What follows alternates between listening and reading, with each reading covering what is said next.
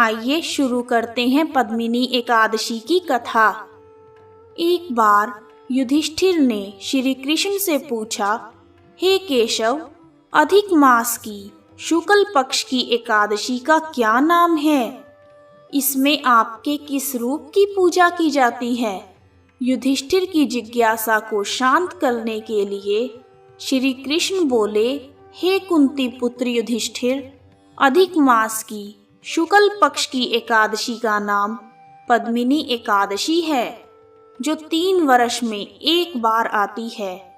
अधिक मास में पड़ने के कारण इस एकादशी का महत्व और अधिक बढ़ जाता है। पद्मिनी एकादशी के दिन श्री हरि विष्णु जी की पूजा की जाती है। अब मैं आपको पद्मिनी एकादशी से जुड़ी एक पौराणिक कथा सुनाता हूँ। त्रेता युग में लंकापति रावण जब दिग्विजय करने के लिए निकला, तब वह युद्ध में कार्तवीर्य सहस्त्रार्जुन से पराजित हो गया। युद्ध में पराजित होने के कारण सहस्त्रार्जुन ने उसे कारागार में डाल दिया। तब कुछ समय बाद पुलस्त्य मुनि, जो रावण के दादा थे, उनकी अनुशंसा से सहस्त्रार्जुन ने उसे मुक्त कर दिया। देवर्षि नारद को रावण की हार से बहुत प्रसन्नता हुई। उन्होंने पुलस्त्य मुनि से रावण की हार का कारण पूछा। तब पुलस्त्य मुनि ने नारद जी से कहा, कार्तवीर्य सहस्त्रार्जुन को युद्ध में पराजित करने की शक्ति श्री हरि विष्णु जी के अलावा अन्य किसी में नहीं है। देवर्षि नारद पुलस्त्य मुनि की बात सुनकर आश्चर्यचकित हो गए। उनकी उत्सुकता को शांत करने के लिए पुलस्त्य मुनि ने इसका कारण बताया और कहा, सहस्त्रार्जुन के पिता कृतवीर्य महिष्मति के राजा थे।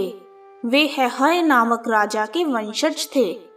कृतवीर्य की 1000 पत्नियां थीं, लेकिन उनमें से किसी की भी संतान नहीं थी।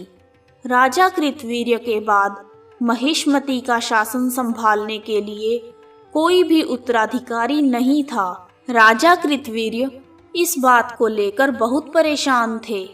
उन्होंने हर प्रकार के उपाय किए, लेकिन कोई लाभ नहीं हुआ।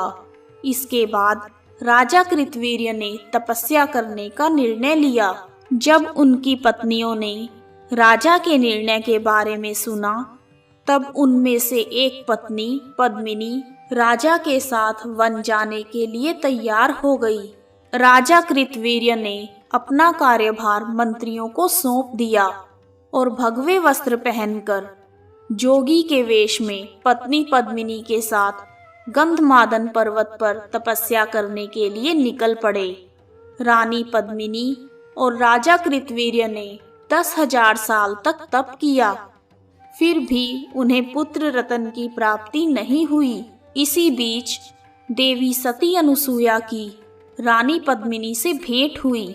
उन्होंने रानी पद्मिनी को मल मास के बारे में बताया और कहा, मल मास को 3 वर्ष में एक बार आने के कारण सभी मासों में महत्वपूर्ण माना जाता है।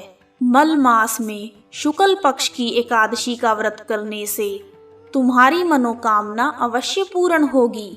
श्री हरि विष्णु जी प्रसन्न होकर तुम्हारी इच्छा को पूर्ण करेंगे। रानी पद्मिनी ने विधि विधान से मल मास के शुक्ल पक्ष की एकादशी का व्रत किया।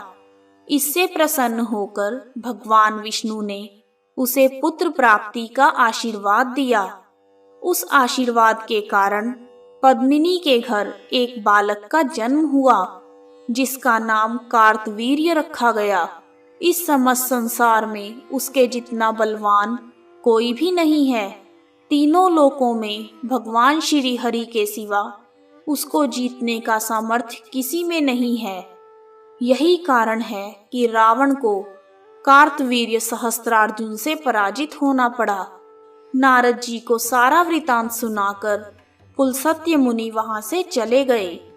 तब भगवान श्री कृष्ण ने युधिष्ठिर से कहा, हे धर्मराज, जो भी व्यक्ति पद्मिनी एकादशी का विधि विधान से व्रत उपवास करते हैं और पद्मिनी एकादशी की कथा को श्रवण करते हैं, उन्हें समस्त सुखों की प्राप्ति होती है और अंत में वैकुंठ लोक की प्राप्ति होती है। कथा समाप्त।